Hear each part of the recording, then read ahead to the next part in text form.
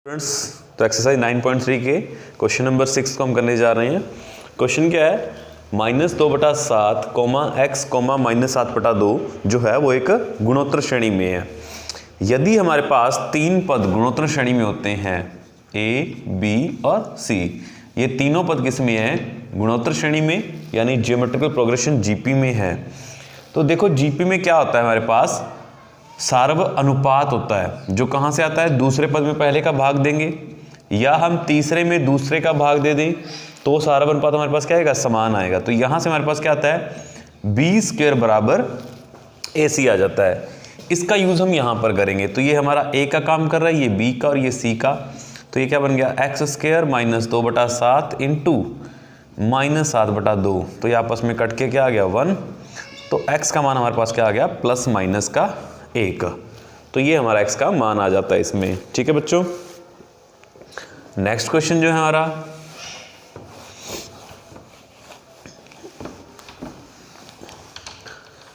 Question number 7, 0.15 0.015 0.0015 dash dash, इसका हमें 20 पदों का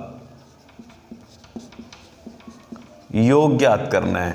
यह गुणोत्तर श्रेणी है और इस गुणोत्तर श्रेणी के 20 पदों का योगफल ज्ञात करना है। तो इसमें पहला पद जो हमारा है वो क्या हो गया? a 0.15, सार्व अनुपात तो 0.015 अपॉन में 0.15। तो इसको यहाँ से पॉइंट हटाएंगे तो नीचे 1000 आ जाएगा, ये पॉइंट हटाएंगे तो ऊपर 100 आ जाएगा, ये 15 से 15 कट जाएगा, ये 2 0 से 2 0 कट गई। तो क्या आ गया हमारे पास? सार्व अनुपात r 1/10 आ गया। और n हमें कितने पदों का निकालना है मान? योगफल 20 पदों का। तो योगफल क्या होता है गुणोत्तर श्रेणी के? a r⁻n -1 अपॉन में r -1। तो a का मान है 0.15, r का मान है 1/10 की पावर n माइनस में 1 अपॉन में 1/10 -1। n की वैल्यू हमारे पास 20 थी, सॉरी। ठीक है, इसको हम आगे सॉल्व कर लेंगे। यहाँ से हम माइनस कॉमन ले लेंगे और नीचे से भी माइनस कॉमन ले लेंगे। तो क्या बन जाएगा हमारे पास? 0.15 1 माइनस 1/10 की पावर 20 अपॉन में 1 माइनस 1/10। तो ये हल करेंगे तो कितना आ जाएगा? 9/10। 9/10 में 10 का ऊपर गुणा कर देंगे, 10 का ऊपर गुणा हो जाएगा 0.15 से। यहाँ पर भी हम इसका लघुत्तम ले सकते हैं, 10 की पावर 20 माइनस में 1 बटा में 10 की पावर 20, और यहाँ पर ये बचा क्या? 9। इन दोनों का आगे गुणा हो जाएगा तो ये कितना बन जाएगा? या हम यहाँ से 10 घटा भी सकते हैं, या इसको 1.5 बटा में 9 10 की पावर 20 माइनस 1 बटा में 10 की पावर 20। तो ये हमारा इसका फाइनल रिजल्ट आ जाएगा। इसको आगे हम सॉल्व नहीं करेंगे, ठीक है, इतना ही छोड़ेंगे। तो ये हमारे पास इसके 20 पदों का योगफल आ चुका है।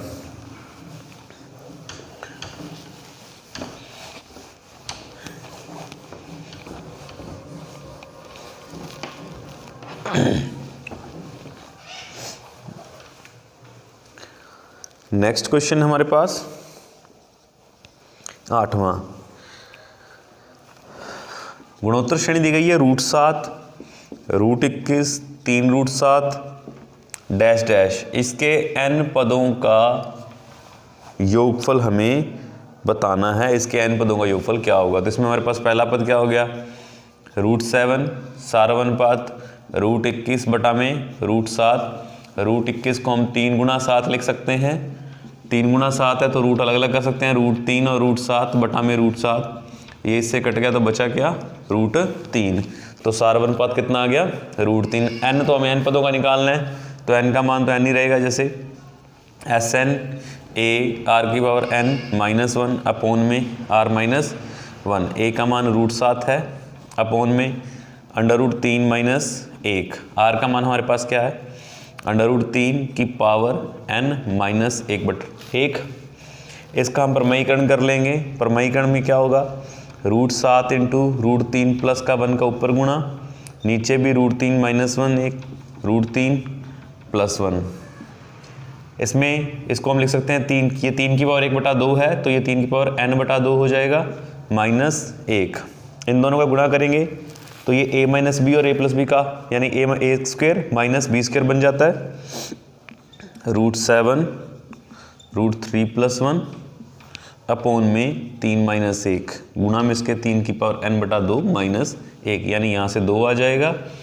√7 √3 + 1 अपॉन में 2 3 n/2 -1, तो ये इसके n पदों का योगफल आ जाएगा।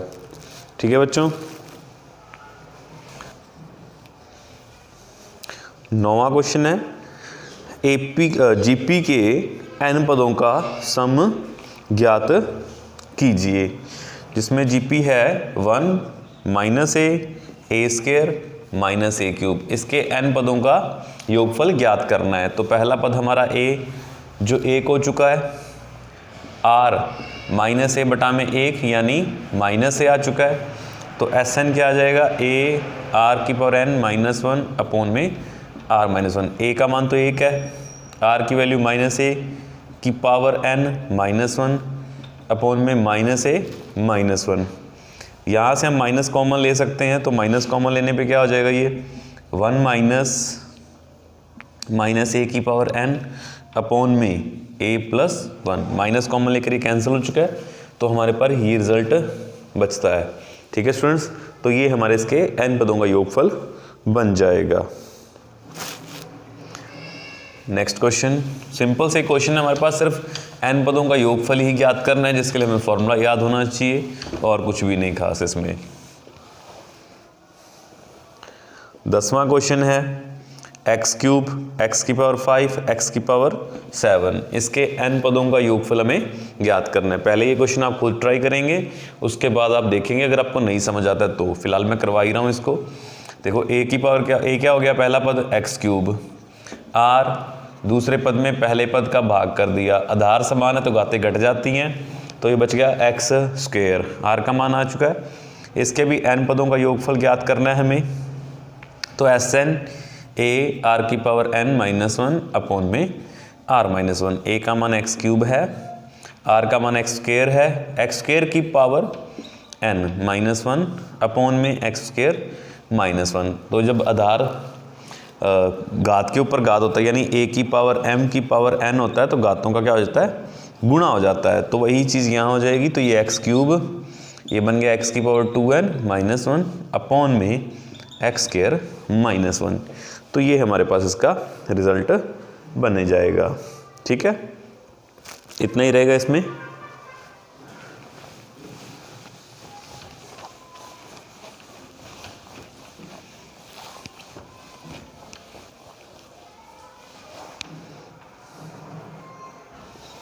ग्यारहवां क्वेश्चन हमें ज्ञात करना है, हल करना है, यानी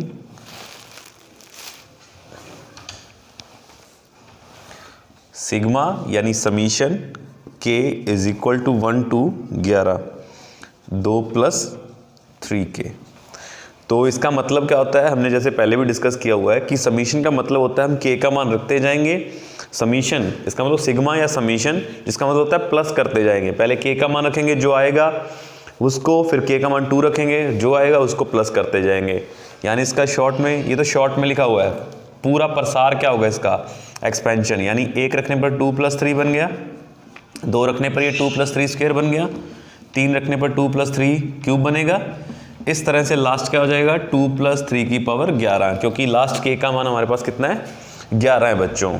देखो समीशन का मतलब क्या होता है कि ये जो पद है ये आपको nवां पद दिया होता है, ये आपको कि यहाँ पे कह सकते हैं kवां पद है, या आप कह सकते हैं इसको ये nवां पद है। ठीक है, और n के मान आप रखेंगे जैसे जैसे, अगर nवां पद दिया होता है, अगर हम ये कहते हैं कि हमें nवां पद, ठीक है ना, nवां पद यानी an दिया होता है, तो हम क्या करेंगे, n का मान 1 रख लेंगे, n का मान 2 रखेंगे, तो हमारे पास क्या आएगा, a1 a2, यानी पहला पद, दूसरा पद, तीसरा पद आता जाएगा।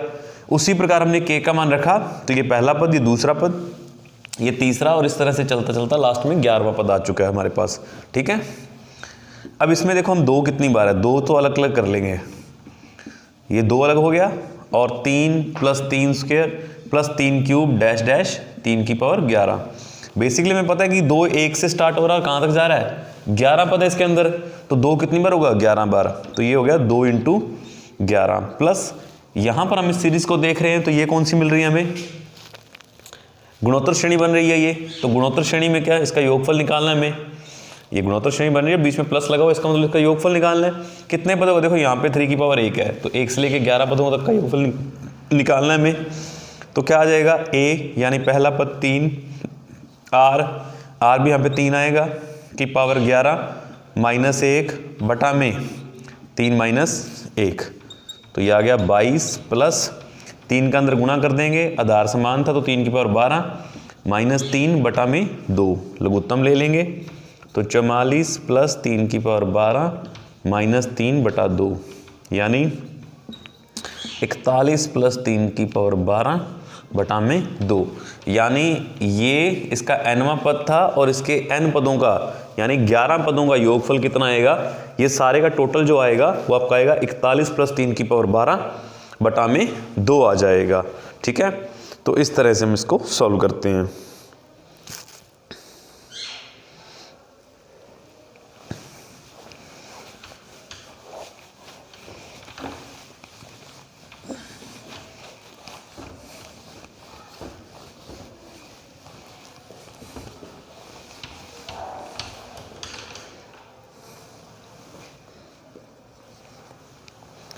नेक्स्ट क्वेश्चन है, प्रथम 3 पदों का, किसी गुणोत्तर श्रेणी के प्रथम 3 पदों का जो योगफल दिया गया है वो हमें दिया गया है 39/10, पहले 3 पदों का।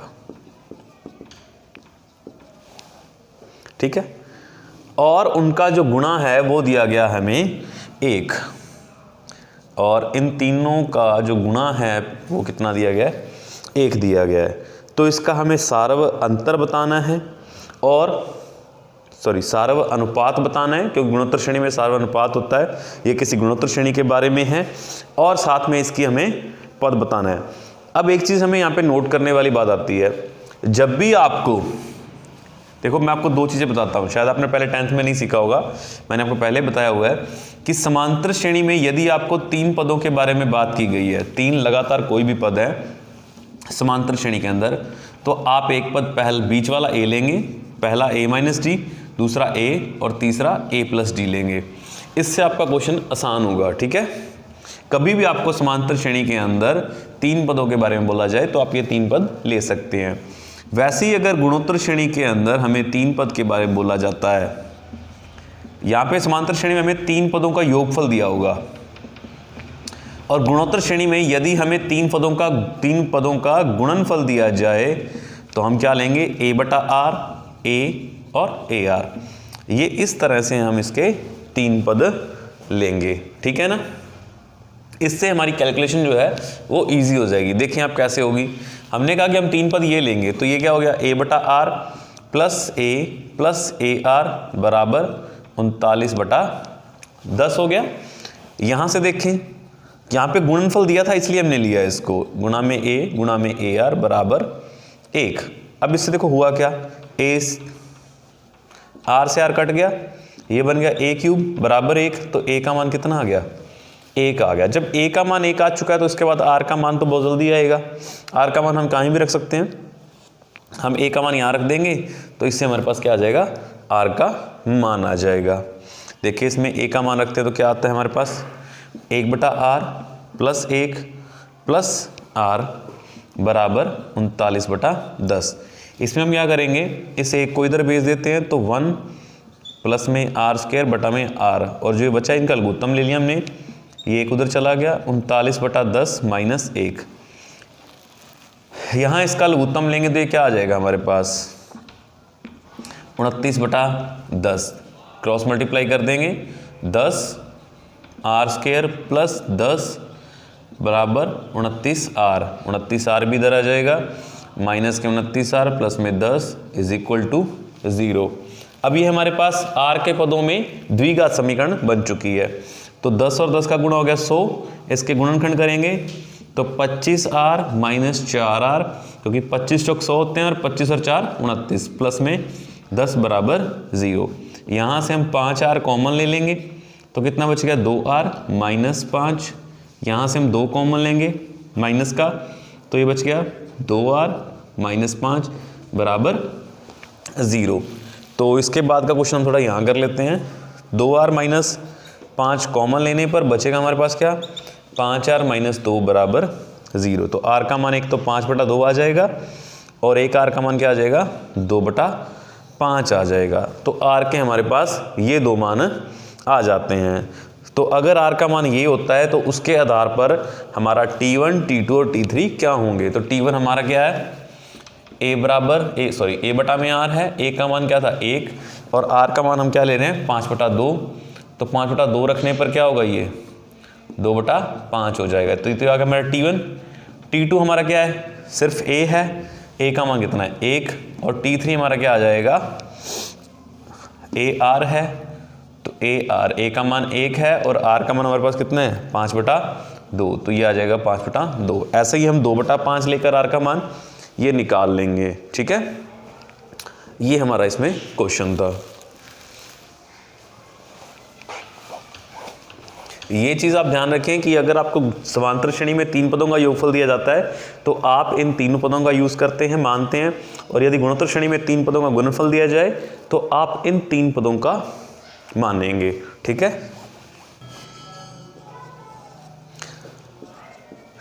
अब हमें गुणोत्तर श्रेणी दी गई है। इसमें बताया गया कि इसके कितने पदों का योगफल पूछा गया है कि कितने पदों का योगफल हमारे पास 120 होगा। कितने पदों का योगफल, तो हमें पदों की संख्या ज्ञात करनी है यानी n का मान ज्ञात करना है। तो पहला मान हमारा a का 3 आ गया, r हमारे पास कितना आ जाएगा 3। ठीक है, तो योगफल दिया गया तो हम सूत्र लगा लेंगे SN a r की पावर n माइनस 1 अपॉन में r माइनस 1। SN हमें 120 दिया गया है, a हमें 3 दिया गया है, r का मान भी 3 है, 3 की पावर n माइनस 1, 3 माइनस 1 ये आ गया 2 का इधर गुणा कर देंगे 240, 3 भाग में आ जाएगा। इधर बच गया 3 की पावर n माइनस 1, इसको इससे कट करेंगे तो 80 ये आ गया 80 बराबर 3 की पावर n माइनस 1। एक इधर आ जाएगा 81 तो 3 की पावर n ये होता है 3 की पावर 4। तुलना करने पर n का मान क्या आ जाएगा हमारे पास 4 आ जाएगा। यानी इसके 4 पदों का जो योगफल होगा वो कितना होगा 120 होगा। ठीक है,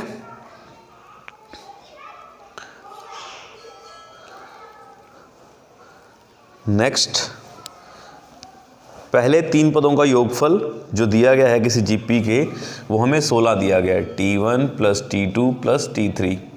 पहले 3 पदों का योगफल 16 दिया गया है और जो इसके बाद के 3 पद हैं यानी चौथा और 5वां और 6ठा पद इसका योगफल बताया गया है 128। तो हमें पहला पद ज्ञात करना है और इसका सार्वनुपात ज्ञात करना है और इसके n पदों का योगफल भी ज्ञात करना है। पहले हमें पहला पद भी ज्ञात करना है, सार्वनुपात भी ज्ञात करना है। a भी हमारा क्वेश्चन मार्क हो गया, r भी हमारा क्वेश्चन मार्क हो गया और SN पदों का योगफल भी क्वेश्चन मार्क हो गया। इसमें हमें देखो गुणनफल नहीं दिया गया तो हमारे लिए कोई बाउंडेशन नहीं है, इसमें हमें योगफल ही दिया गया है। लेकिन किसका गुणोत्तर श्रेणी का। अगर गुणनफल दिया होता तो हम वही a बटा में r a और AR लेते क्योंकि इससे क्वेश्चन हमारा इजी हो जाता है। लेकिन अब हमें सिर्फ योगफल दिया गया, गुणनफल नहीं दिया गया। इसने बोला कि पहले 3 पदों का योगफल 16 है और बाद के 3 के पद यानी उसके जस्ट बाद के जो 3 पद हैं उनका योगफल 128 है। तो हम सिंपली चलेंगे, पहले पद को हम a बोलते हैं, दूसरा AR होता है, तीसरा AR स्क्वायर, ये हो गया 16। इसके हिसाब से चौथा पद AR cube AR4 AR5 is equal to 128। अब क्या करेंगे हम यहाँ से लेंगे कॉमन क्या लेंगे हम यहाँ से ले लेते हैं हम R cube common. R cube common आएगा तो क्या बचेगा AR स्क्वायर बराबर 128। समीकरण आप ये देख सकते हैं 1, इसमें हमारे पास इसका मान क्या है 16, इसलिए हमने यहाँ से सिर्फ R क्यूब कॉमन लिया है। ये क्या पे रख देंगे R क्यूब गुणा में 16 बराबर 128। तो R क्यूब बराबर कितना आ गया 128 बटा में 16।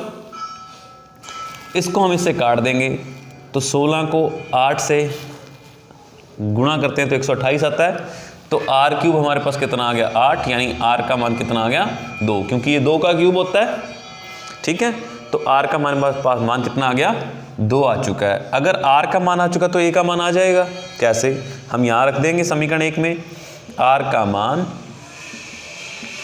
समीकरण 1 में रखने पर, तो यहाँ से क्या आएगा a plus 2a plus 4a बराबर 16। ये कितना हो गया 2 4 6 और एक 7a बराबर 16, तो a का मान कितना आ गया 16/7 आ चुका है हमारे पास।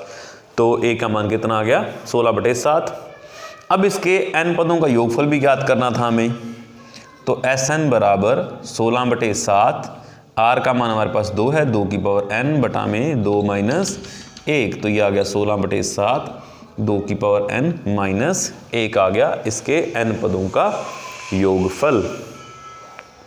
ठीक है बच्चों, तो ये था हमारा क्वेश्चन।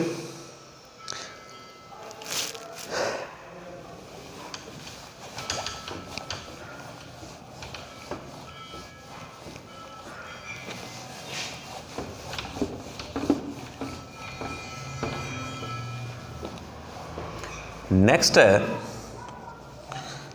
a बराबर 729 है और इसका जो 7वां पद है यानी T7 वो 64 है, तो S7 हमें ज्ञात करना है। ठीक है बच्चों, S7 क्या करना है हमें ज्ञात करना है। सिंपली हमें 7वां पद दे दिया गया, 7वां का पद मतलब AR6 होता है, T7 का मतलब AR6 होता है। ठीक है, तो AR6 बराबर कितना हो गया 64, a का मान 729 है, r की पावर 6 64, तो R6 बराबर कितना हो गया 64/729। ये हमारे पास क्या होता है 2 की पावर 6 और ये होता है 3 की पावर 6, तो r की पावर 6 2/3 की पावर 6 हो गया।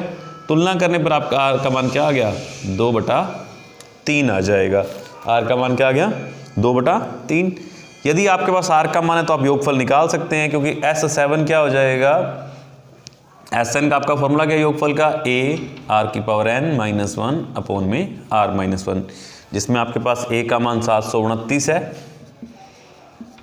और r का मान आपके पास 2/3 है, उसकी पावर 7, क्योंकि आपको 7 पदों का योगफल ही निकालना है, माइनस में 1 बटा में 2/3 माइनस 1। इसको हम आगे सॉल्व कर लेंगे तो हमारे पास फाइनल इसके 7 पदों का योगफल आ जाएगा। इसमें आप 2 की पावर 7 जो होगा वो आप सॉल्व करके लिख सकते हैं। 2 की पावर अगर 6 64 है तो 2 की पावर 7 कितना हो जाएगा 128 हो जाएगा। और 3 की पावर 6 कितना आपके पास 729 है, इसको आप 3 से गुणा कर दे तो 3 की पावर 7 आपके पास कितना आ जाएगा 2187 आ जाएगा। ये 3 की पावर 7, इसको आप जितना चाहें उसका आगे सॉल्व कर सकते हैं। ठीक है बच्चों।